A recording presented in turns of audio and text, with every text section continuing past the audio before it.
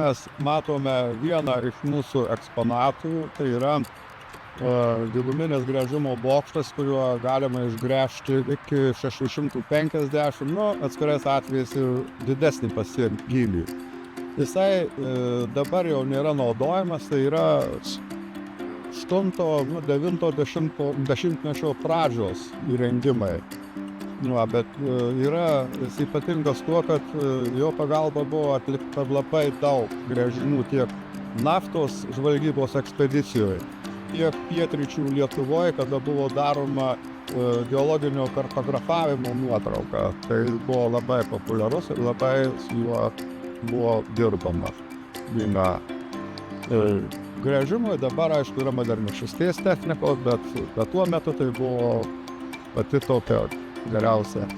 Kokio jis aukščio? 32 metrai. 32 metrai jo gręžimo štanga vadinama, ta, kur paimamas kernas, koloninis vamzdis, tai yra 10 metrų, tai sugręžiama 10 metrų.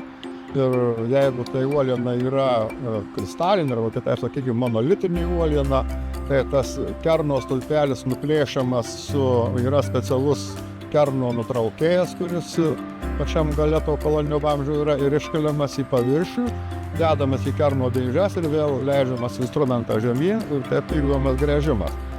Pati gręžimo pradžia yra didelis diametras, palyginus didelis diametras, kadangi kuo einant gilyn, diametras gręžimo mažėja.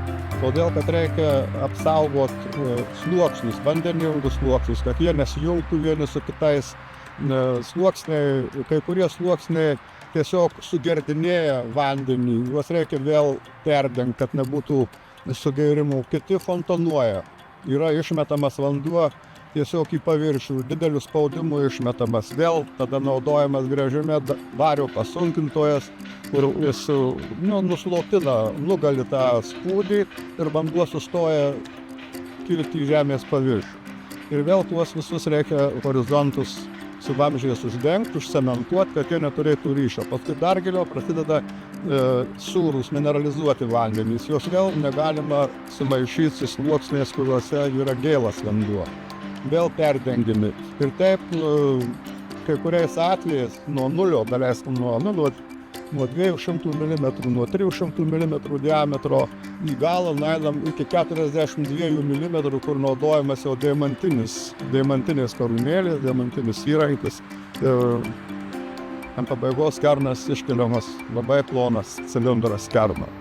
Visi, kurie važiuoja pro jį, būtinai apsilankykit mūsų informacijos centre, apžiūrėsit įspūdingą riedulių ekspoziciją, kerno ekspoziciją, muziejinė ekspozicija mineralų, Kalinkevičiaus muziejų profesoriaus memorialinių.